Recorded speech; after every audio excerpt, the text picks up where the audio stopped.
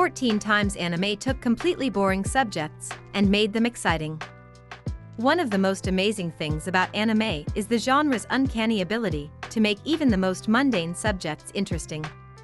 You might not find calligraphy to be a particularly enticing subject, but that doesn't mean you won't like Barakamon.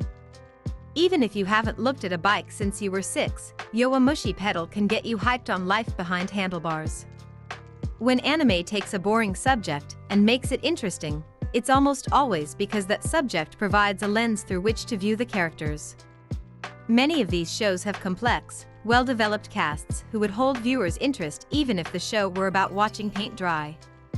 Others find a way to make a seemingly dull concept appear genuinely fun. 14. Ping Pong. The animation is way more intense than you'd expect.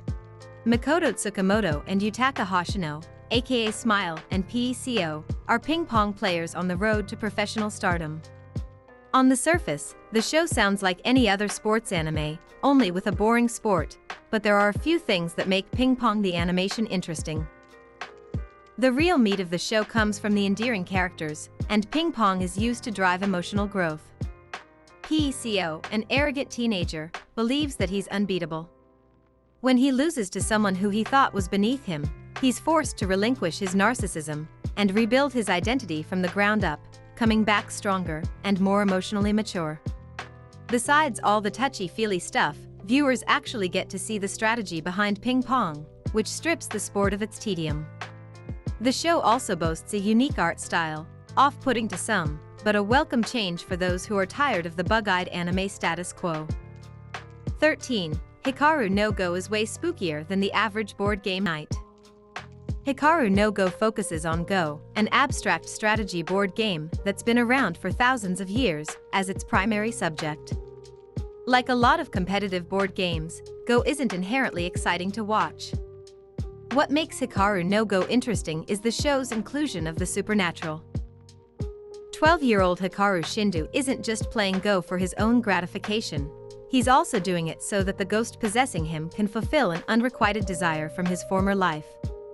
At 75 episodes, the show is an investment, but at least it's not as long or as arduous as the other anime about a supernatural being possessing a young boy with multicolored hair and making him play games. You know the one.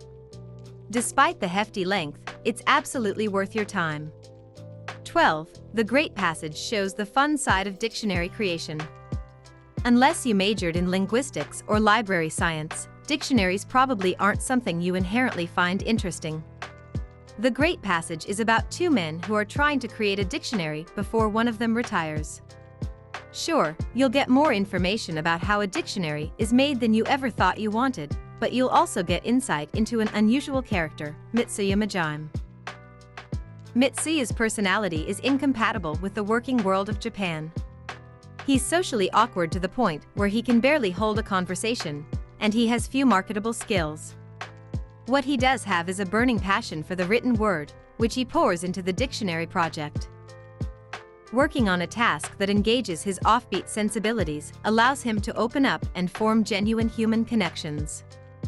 While the show doesn't always live up to its lofty concept, it's still a well-done anime about a seemingly dull subject.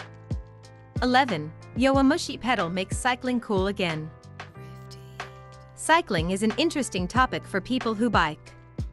However, it's not a visibly exciting spectator sport, as there are a lot of minute details that are lost on non-riders. If you've never cared about biking, Yowamushi Pedal will make you feel otherwise. First of all, it follows Sakamichi Onoda, an anime nerd who never thought he'd enjoy riding a bike, as he joins his school bike team and slowly begins to love the sport. How's that for a relatable guide into the world of biking? Yowamushi keeps you on the edge of your seat, as some of the races are so close that it's impossible to predict the outcome. Additionally, there's a character that appeals to every taste. Do you want a character who is so extra that he throws himself on the ground because his rival didn't make it to a race? You'll love Tutu. Want to watch someone go through torturous personal growth expressed via biking? You'll love Teshima. If you didn't care about biking before, you will once you're done with this excellent show. 10. Descending Stories. Showa Jinroku Rakugo Shinju will open your eyes to a new art form. Descending Stories, Showa Jinroku Rakugo Shinju is an incredible anime with a premise that makes some people hesitate. After all, how interesting could an anime about an obscure form of Japanese storytelling really be? Showa Jinroku Rakugo Shinju is a gorgeous period piece that follows the protagonist from early childhood to death. When we first meet Kikuhiko, he's a contemptuous, spiteful old man who wants to destroy Rakugo, the art form he's dedicated his entire life to. Rakugo gave him a home, forced him to explore his gender identity, fostered two of his deepest relationships, and then destroyed them, made him miserable, and gave him hope. Through visions of his past, we learn about Kikuhiko's life, and through his apprentice Yutaro, we learn how Rakugo will survive into the future.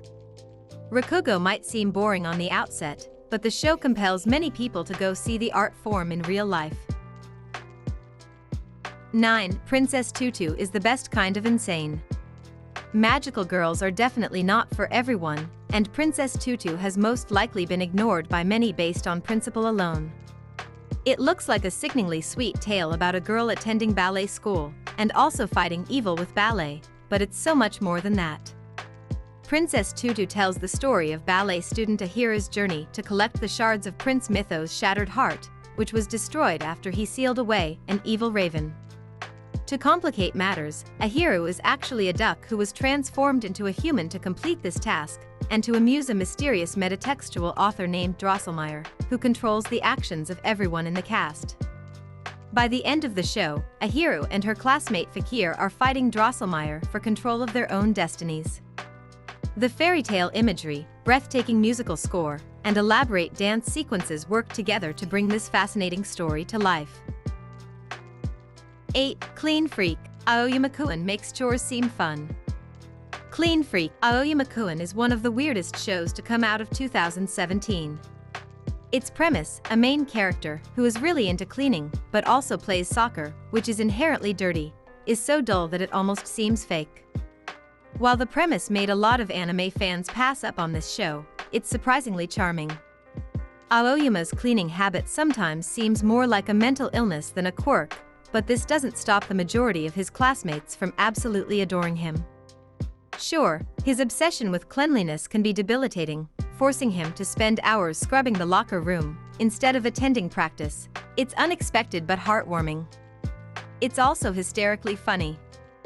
Want to see an episode that centers on how good a washcloth smells? How about an episode about a guy playing soccer with his butt? This is the show for you. No doubt about it, Clean Freak, Aoyama-kun is a bizarre show, but there's a lot more to it than the premise suggests. 7. Chihiyafuru makes an admittedly dull card game emotionally gratifying. Karuta, a card game based off of the classic Japanese anthology of 100 Poets, is a snooze fest for many people, including a lot of the characters in Chihiyafuru. The main character, Chihaya Ayase, wants to become the greatest Karuta player in Japan, and consequently the whole world. Her passion is so great that viewers can't help but feel it too. Even if you don't catch Karuta fever, you'll still get into the story. Outside of her Karuta goals, Chihaya must reconnect with her old friend Erida, who has given up on Karuta, and deal with her feelings of inferiority as compared to her model sister. Watch for Karuta, or watch for Chihaya. Either way, you won't be disappointed. 6. March Comes in Like a Lion is about more than just Japanese chess. Shogi isn't a game that's fascinating to watch. Sure, it can be fun to actually play, but it involves two people playing a complicated game analogous to chess that necessitates long periods of silence. March Comes in Like a Lion is about Rei Kiriyama, a shogi prodigy, but the competitions he participates in aren't that important. What matters most is Rei's character development. He starts off as a miserably depressed teenager who believes that his presence is toxic to others. Over time, his frozen heart begins to thaw, and he starts to let people into his life. Forget the shogi, March Comes in Like a Lion is a nuanced portrait of a young boy's soul, and it is beautiful. 5. Tanaka-kun is Always Listless is actually a frenzied good time. A main character whose defining trait is listlessness might come off as somewhat relatable to viewers in the mood to binge-watch anime, but it's not exactly an engaging premise, right? Actually, Tanaka-kun is always listless is surprisingly gripping. The titular Tanaka is dedicated to doing as little as possible, and while the result is generally pretty funny, things can also get serious sometimes. While it's great to be lazy, the show also meditates on how one person's laziness impacts others, and how a community can come together to help an individual work through their negative character traits. For a listless concept, it's actually an enjoyable show. 4. Sweetness and Lightning will leave you happy and hungry. Sweetness and Lightning features a young teacher named Kohei Inuzuka and his 3-year-old daughter Tsumuji, who team up with his Kohei's student Kotori to learn how to cook. This probably sounds like a cooking show so dull it wouldn't even make it onto Food Network, but it's surprisingly emotionally resonant. Not only does the trio make some truly mouth-watering dishes, but its members also learn to cope with serious problems. Kohei's wife died shortly before the start of the series, and neither he nor Tsumuji have been able to move on. Through cooking, the family learns how to make peace with the loss of their loved one. For Kotori, cooking becomes a way for her to get closer to her living mom. 3. One Punch Man complicates its overpowered protagonist. One Punch Man is one of the most popular anime to appear in the last few years, but if you only knew the basic premise, you'd have no idea why. The show is about Saitama, a guy who can win any battle with a single punch. With such an overpowered hook, it's hard to imagine a plot with any real suspense. On the contrary, the show takes a boring concept and makes it hilarious. Sure, Saitama is absurdly powerful, but he's also a huge dork whose main hobby is couponing. The people around him don't consider him to be a hero, they think he's a loser who's probably faking his powers. This show knows all the shonen tropes and is intent on defying them. 2. Barakamon will make you wish you were better at calligraphy. Barakamon is about Saisho Handa, a 20-something whose life is dedicated to calligraphy. Despite its historical importance, most people don't have an appreciation for calligraphy as an art form, and not too many are eager to watch a character spend all their time writing. While Barakamon is predominantly about Handa's calligraphy career, it's also about his dysfunctional personality and his struggle to overcome it. At the start of the show, Handa's dad sends him to a remote island after he punches a calligraphy master in the face. Once there, he has to learn how to do things like heat up his own bath water and look after the local children. He also has to learn that his art is only quality if he's emotionally healthy when he sits down to write. Oh, and not to punch old men in the face. He learns that too. Barakamon can be both deep and totally adorable, but it's always a great show. 1. Silver Spoon delves into the issues facing rural communities. Could an anime that focuses on farm life possibly be interesting? If you answered no, then you haven't seen Silver Spoon. Yugo Hachiken enrolls in an agricultural boarding school to escape the heavy demands of his family. There, he learns to enjoy a way of life totally unfamiliar to city dwellers. Some of the lessons learned are to be expected. You can't truly appreciate food until you know where it comes from, and where food comes from can be hard to swallow. Others, however, are more surprising. Hachiken's classmate Kamaba has to abandon his dreams in order to support his family after their farm is foreclosed on thanks to the debts his late father left behind. Hachiken has to grapple with the unfairness of life in the lower class, as well as his own inability to change the situation, and ultimately finds ways to support his friends. Most anime don't get that real, but that's what makes Silver Spoon so special, despite its less than enticing initial premise. https://www.ranker.com/list/board